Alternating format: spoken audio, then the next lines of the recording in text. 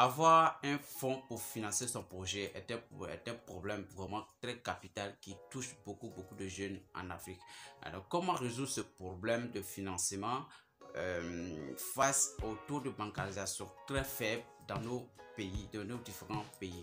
Alors, dans cette vidéo, je propose de partager avec vous 3 méthodes qui nous permettent de pouvoir lever des fonds sans avoir recours à la banque. Salut à toi, Express, la plateforme chez toi. Bienvenue sur Investir en Afrique. Si tu veux te découvrir pour la première fois, je suis Diarra Doulourou. Ici, je vous parle de projets purement africains, d'investissement et d'entrepreneuriat sur le continent. Parce que je pense que les Africains doivent avoir des multinationales aussi puissantes, capables d'aller à la conquête du reste du monde si on veut réellement se faire respecter dans le monde.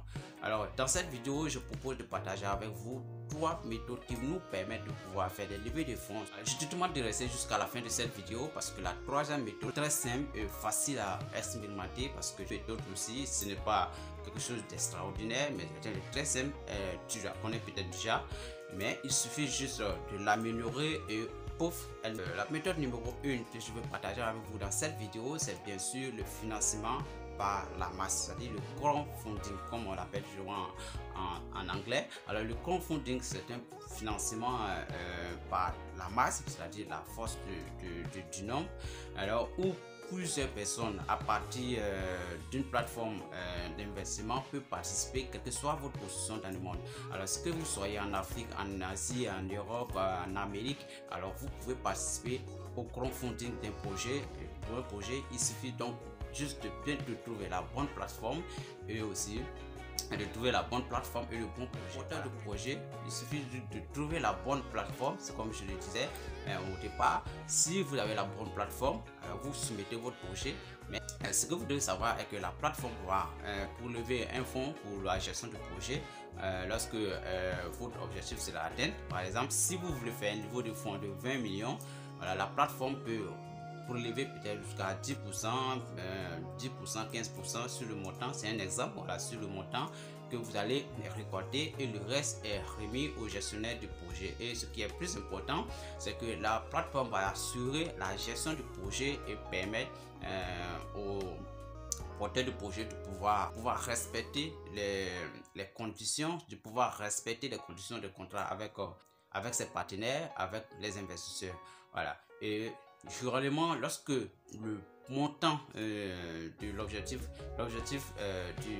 projet, c'est-à-dire le montant qui est nécessaire pour lancer le projet n'est pas atteint, alors la plateforme procède au remboursement des fonds des investisseurs. Alors, dans les prochaines vidéos, je vais vous parler de 3 plateformes qui vous permettent de pouvoir mettre vos projets en financement. Alors, en ce qui concerne les investisseurs, alors si vous voulez participer à un crowdfunding, il faut trouver la bonne plateforme. Comme voilà, toujours, il faut trouver la bonne plateforme, le bon projet, le projet qui répond mieux à vos objectifs. Et surtout, sachez que c'est un risque que vous prenez. Vous devrez investir les fonds que vous êtes prêt à perdre, parce que quel que soit le projet en termes d'investissement, il faut toujours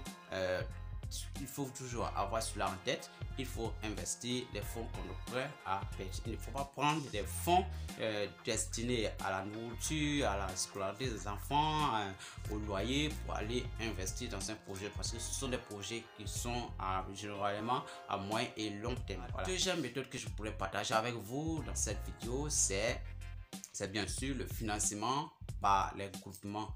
C'est-à-dire, si je parle de groupement, je parle d'association.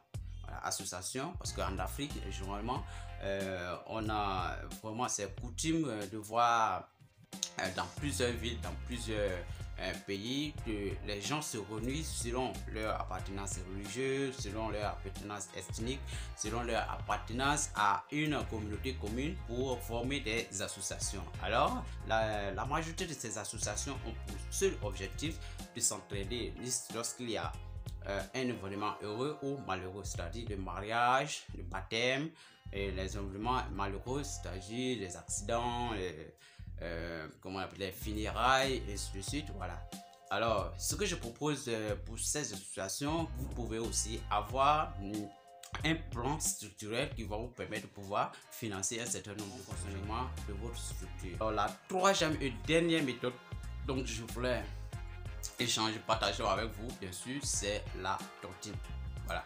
Alors tout le monde connaît ce qu'on appelle tontine, généralement en Afrique. Voilà.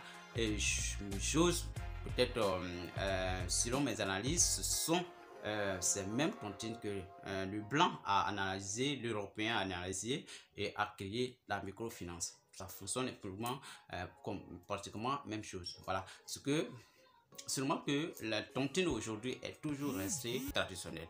Alors, il faut adapter cela à la réalité que nous vivons aujourd'hui et permettre aux gens de pouvoir financer de nos projets, de grande envergure, bien sûr, grâce à cette tontine.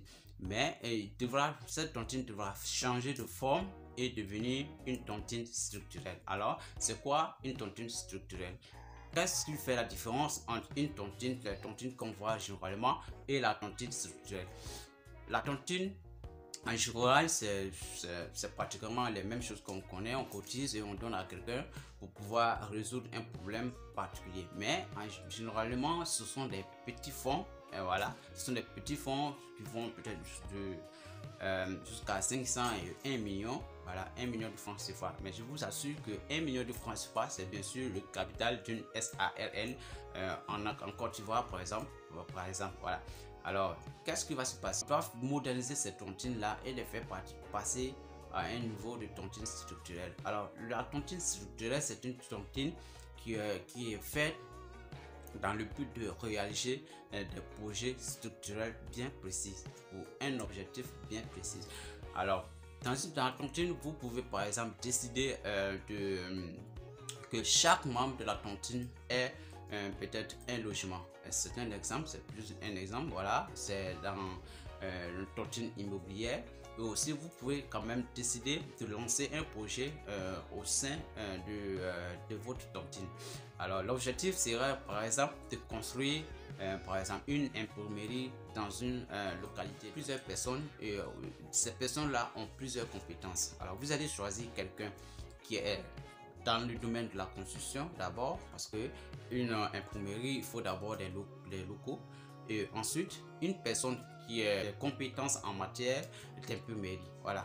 Une fois que vous avez ces deux personnes, alors vous pouvez lancer le levée de fonds va se faire par la tontine. Et qu'est-ce qui va se passer? Chacun va financer selon son activité, selon l'activité génératrice que la personne fait, et selon aussi ses capacités. Et à la fin de levée de fonds, vous pouvez même fixer un moment pour pouvoir faire le levée de fonds. Une fois que ce moment arrive, que les fonds sont mobilisés, alors vous lancez le projet. Une fois que le projet est lancé, et chacun aura sa part de bénéfice en fonction du montant qu'il a apporté. Et cela va permettre quand même aux gens de pouvoir avoir des sources de revenus qui vont leur permettre de pouvoir